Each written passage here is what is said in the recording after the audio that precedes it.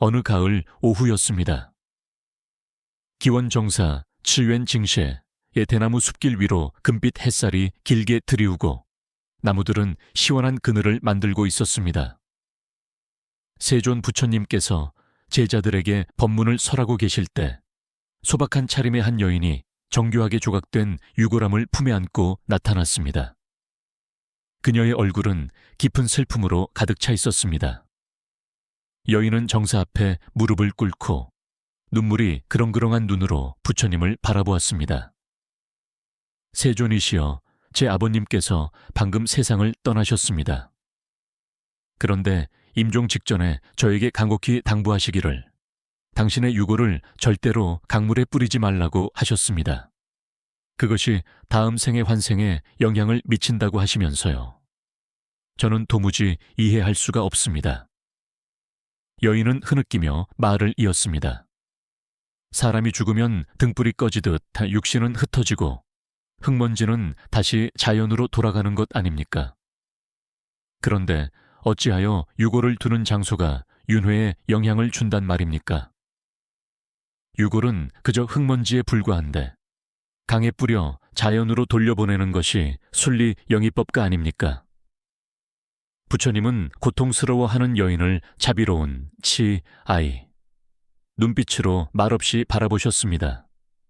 그리고 부드럽게 물으셨습니다. 처녀인 샨누렌, 이어 그토록 큰 슬픔을 안고 왔구나. 그대의 이름이 무엇인지 물어보아도 되겠느냐? 여인은 가늘게 어깨를 떨며 고개를 들었습니다. 뺨에는 여전히 눈물이 맺혀 있었고 눈동자는 혼란과 불안이 가득했습니다. 그녀는 애써 마음을 진정시키며 목이 맨 소리로 대답했습니다. 세존이시여, 제 이름은 연희 옌엘라고 합니다. 왕사성 상인의 딸이옵니다. 부처님 곁에 서 있던 아난 에이난 존자가 젊은 여인을 바라보았습니다. 그녀의 수심 가득한 얼굴에 연민을 느낀 아난 존자가 한 걸음 나아가 부드럽게 거들었습니다. 연희여, 유골함을 안고 온 것을 보니 아버님의 뜻에 깊은 고뇌가 있는 듯하구나. 아버님께서 그리 말씀하신 데에는 분명 이유가 있을 것이다. 그 의구심을 세종께 모두 털어놓아라. 그리하면 세종께서 지혜를 열어주실 것이다. 그 말을 들은 연희는 마치 물에 빠진 사람이 지푸라기라도 잡은 듯한 심정이 되었습니다. 그녀는 조심스럽게 유골함을 바닥에 내려놓고 두 손을 모아 합장 공손히 예를 올렸습니다. 다시 고개를 들었을 때 그녀의 눈빛은 아까보다 한결 차분하고 단단해져 있었습니다. 세존이시여, 제 아버님은 살아생전 독실한 불자셨습니다. 계율을 엄격히 지키시고 독경과 예불을 한 번도 거르지 않으셨으며 가난한 이들에게 보시를 아끼지 않으셨습니다. 그런데 임종 직전 제 손을 꼭 잡고 간곡히 부탁하셨습니다. 당신의 유골을 절대 강에 뿌리지 말고 집안의 조상님 제단에 모셔 매일 향을 피워달라고요. 그래야만 다음 생에 다시 사람의 몸을 받는 것을 보장할 수 있다고 하셨습니다. 그녀는 잠시 말을 멈추고 혼란스러운 표정을 지었습니다. 하지만 세존이시여, 제 큰아버지들은 모두 돌아가신 가족의 유골을 겐지스강에 뿌렸습니다. 그렇게 해야 고인의 영혼이 자연으로 돌아가 완전한 해방을 얻는다고 믿기 때문입니다. 성 안의 사람들도 대부분 그리합니다. 저는 정말 모르겠습니다. 한 줌의 죄가 어찌 한 사람의 환생에 영향을 줄 수 있단 말입니까? 아버님께서는 평소 저에게 불법을 가르치시며 육신은 그저 지수화풍 4대 대사가 잠시 모인 가짜 몸 가합이라 하셨습니다. 죽으면 자연으로 돌려보내야 한다고 가르치셨으면서 어찌하여 본인의 유골이 놓일 장소에는 그토록 집착하셨을까요? 연희의 질문은 솔직하고도 날카로웠습니다. 주변에 있던 제자들도 깊은 생각에 잠겼습니다.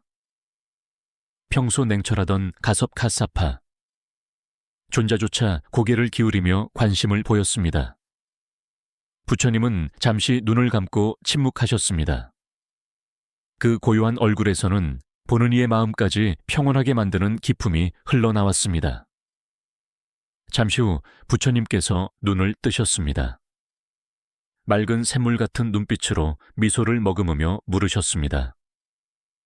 연희여, 혹시 너희 집에서 누에를 쳐본 적이 있느냐? 여인은 뜻밖의 질문에 잠시 당황했습니다. 삶과 죽음을 묻는 자리에 누에라니요. 하지만 그녀는 공손히 대답했습니다.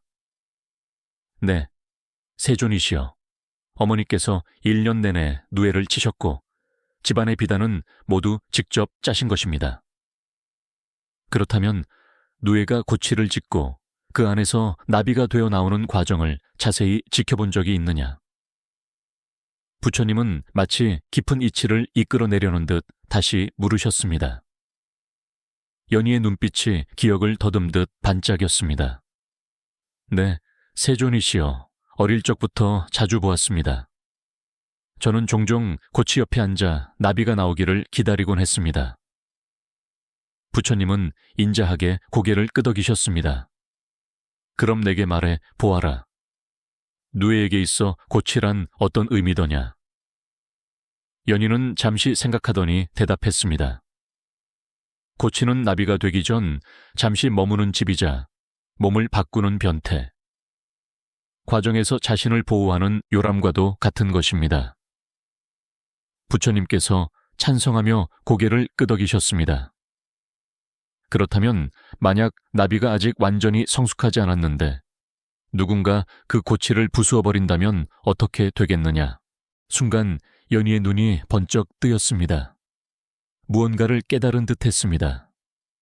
나비는 변태 과정을 마치지 못하고 죽거나 고치 밖으로 나온다 해도 날개가 기형이 되어 날지 못할 것입니다. 부처님께서 만족스러운 미소를 지으셨습니다. 정확하다. 자, 이제 깊이 생각해 보아라. 인간의 육신과 그 누에 고치는 어떤 점이 닮았다고 생각하느냐? 연희는 깊은 생각에 잠겼습니다. 주변의 제자들도 숨을 죽이고 부처님의 가르침에 귀를 기울였습니다. 잠시 후 연희의 눈이 밝아졌습니다. 세존이시여, 말씀인즉 인간의 육신 또한 고치처럼 영혼의식이 잠시 머무는 임시 거처라는 뜻입니까? 그뿐만이 아니다. 부처님께서 따뜻하면서도 힘있는 목소리로 말씀하셨습니다. 그 목소리는 마음 깊은 곳을 꿰뚫는 듯 했습니다. 육신은 고치와 같고 영혼 신식은 나비가 되려는 유충과 같다. 목숨이 다하면 영혼은 육신을 완전히 떠나 새로운 의탁처를 찾기 위해 시간이 필요하다. 그 사이의 기간을 바로 중음신 종인션이라 부르느니라. 중음신, 연희는 낯선 단어에 미간을 찌푸렸습니다. 그때 가섭존자가 앞으로 나와 설명했습니다. 연희여, 중음신이란 죽음과 다음 환생 사이의 중간 상태를 말한다. 마치 높은 곳에서 낮은 곳으로 흐르는 물에도 시간이 걸리듯 영혼 또한 생과 생 사이를 건너가는 과정이 필요한 법이다. 부처님께서 가볍게 고개를 끄덕이셨습니다. 중음신은 매우 미세하지만 지극히 중요한 상태다. 이때 영혼은 옛 몸을 떠났으나 아직 새 몸을 받지 못한 상태다. 마치 바람 앞의 등불처럼 위태로워 쉽게 꺼지거나 방향 없이 떠돌기 쉬우니라. 연희의 눈빛이 깊어졌습니다. 그녀는 손에 든 유골함을 내려다보며 조심스럽게 물었습니다. 세존이시여, 그렇다면 이 유골제 요의 중음신과 무슨 관계가 있습니까? 부처님은 그녀의 손에 들린 유골함을 바라보며 낮고 신비로운 목소리로 말씀하셨습니다. 중음의 단계에서는 망자와 이승의 연결고리가 아주 미세해진다. 유골은 비록 무정물, 감각이 없는 물질이나 영혼에게는 마치 마지막 고치와도 같아서 이미 분리된 것 같으면서도 서로 영향을 주고받느니라. 연희가 망설이며 물었습니다. 세존이시여, 정말 유고를 처리하는 방식이 고인에게 영향을 미칩니까? 만약 강에 뿌린다면 어떻게 됩니까? 부처님은 즉답 대신 비유를 들어 말씀하셨습니다.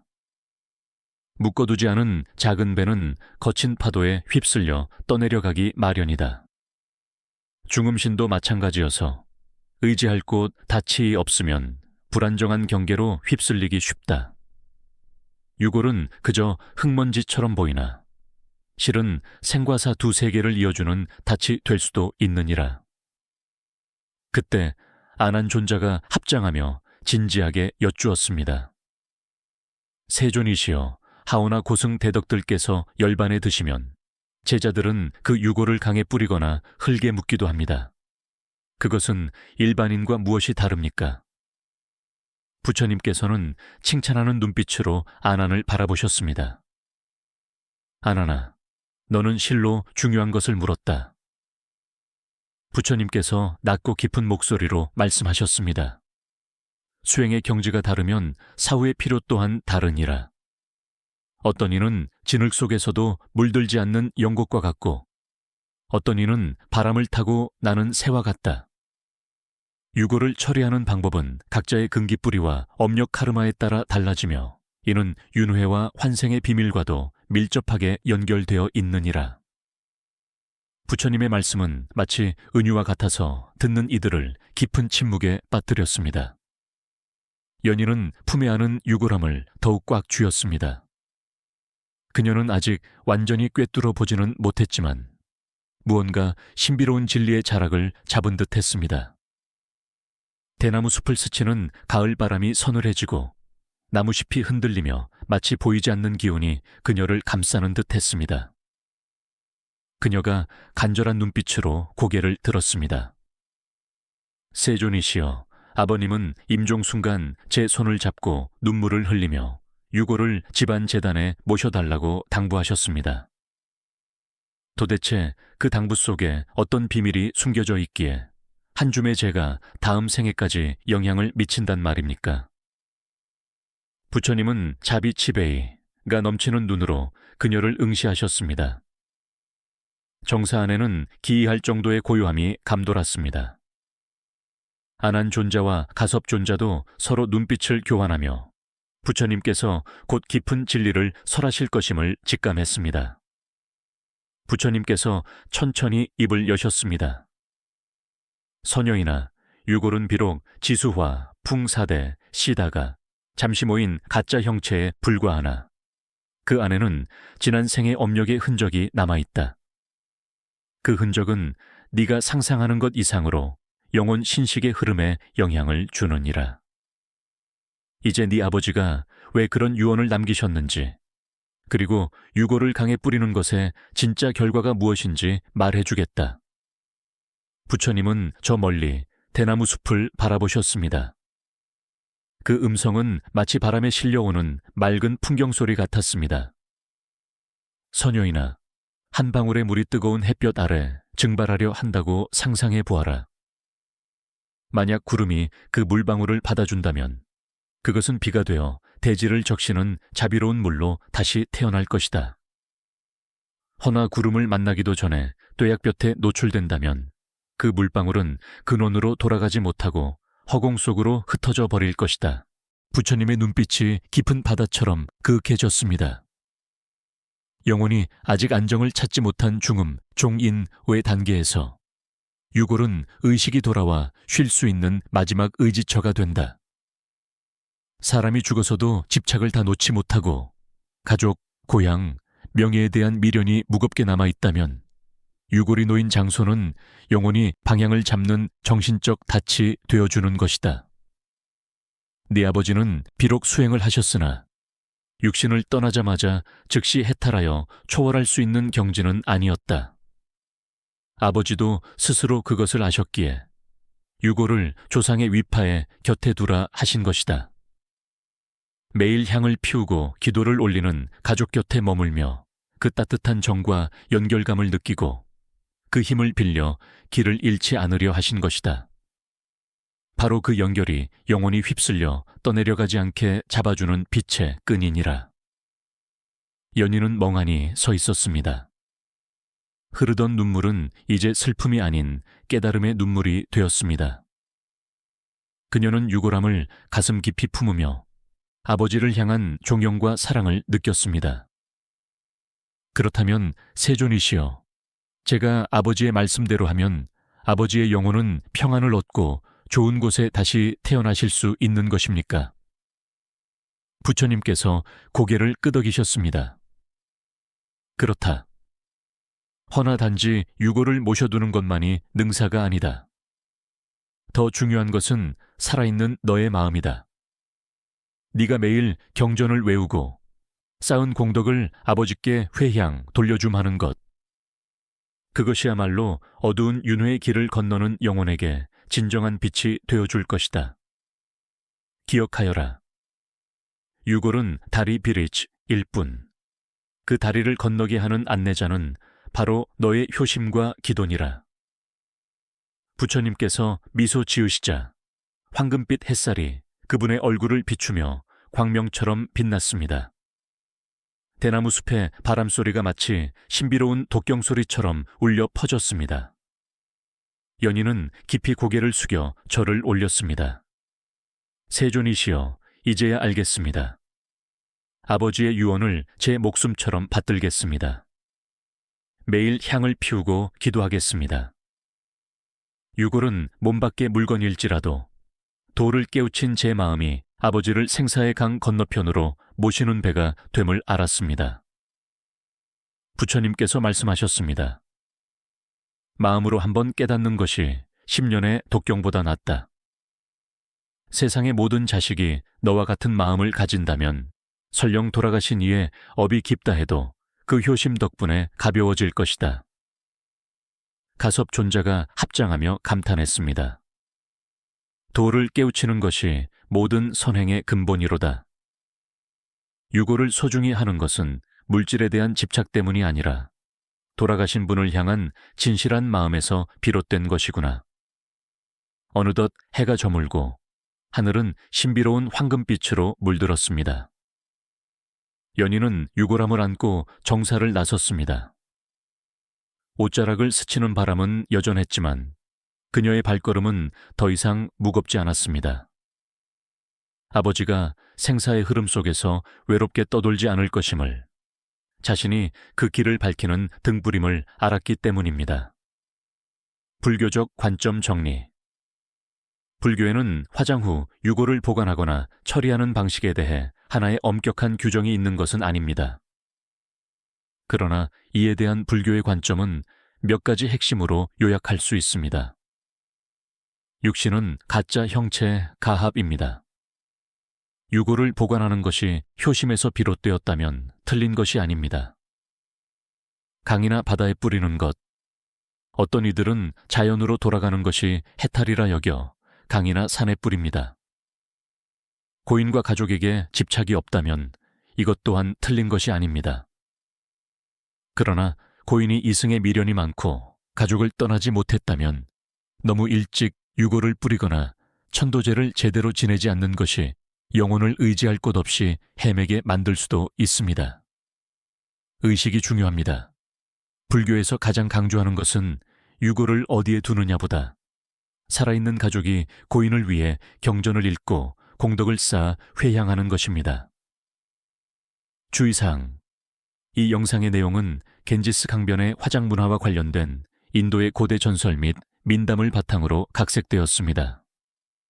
따라서 불교의 정통교리와 완벽히 일치하지 않을 수 있습니다. 시청자 여러분께서는 이 이야기를 통해 불교의 자비정신과 효의 의미를 되새기는 계기로 삼아주시길 바라며 맹심보다는 지혜로운 마음으로 시청해 주시기를 부탁드립니다. 모든 존재가 고통에서 벗어나 평안하기를 기원합니다.